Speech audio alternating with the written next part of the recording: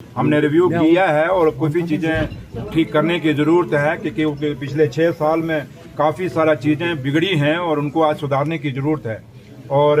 हम ये कहें कि रातों रात ये सब कुछ ठीक हो जाएगा, नहीं होगा। इसके लिए मेहनत करनी पड़ेगी और इसके लिए आपका भी सहयोग हमें चाहिए, मीडिया का भी सहयोग चाहिए, क्योंकि जहाँ जहाँ हमारी खामियां होंगी आप हमारे सामने लाएं, लेकिन पॉजिटिव वे में। तो लिहाजा आज काफ़ी सारी डिस्कशंस हुई हैं, चाहे बिजली है, पानी है, हॉस्पिटल है, स्कूल्स पे हुआ, टूरिज्म के लिहाज से हुआ, हॉर्टिकल्चर, क्योंकि जो हॉर्टिकल्चर के लिए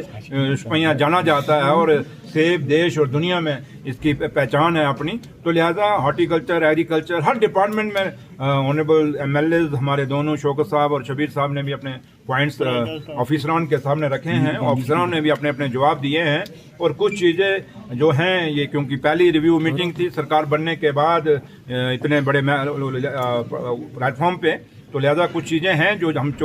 ऑनरेबल CM साहब जनाब उमर अब्दुल्ला साहब के पास भी उनको हम लेके जाएंगे। और कुछ चीज़ें मैंने ऑनरेबल अपना MLA साहब भी, उन्होंने भी मेरे साथ कहा कि ये भी मेरे साथ जाएंगे, और कुछ DC साहब को हमने कह दिया CM साहब के नोटिस में लाएंगे। तो लिहाजा ये उमर अब्दुल्ला सरकार है और कोशिश यही है कि जिस मकसद से लोगों ने चुन के हमें भेजा है कहीं ना कहीं उन चीज़ों को फुलफिल करने के लिए बात के जहाँ तक भारतीय जनता पार्टी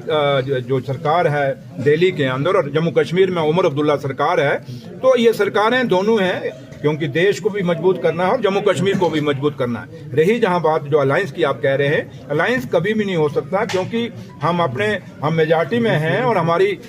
पार्टी की अपनी मेजॉरिटी में है, हमें किसी की सपोर्ट की जरूरत नहीं है। तो लिहाजा जो आदमी कोई अपनी TRP बढ़ाने के लिए खबर चलाता है शोशा, क्योंकि जम्मू कश्मीर को शोशों पे चलाने की कोई कोशिश करता है, हम जम्मू कश्मीर को शोशों पे नहीं, काम करके जम्मू कश्मीर को चलाएंगे। और हमारे लीडर उमर अब्दुल्ला साहब की क़यादत में, उनकी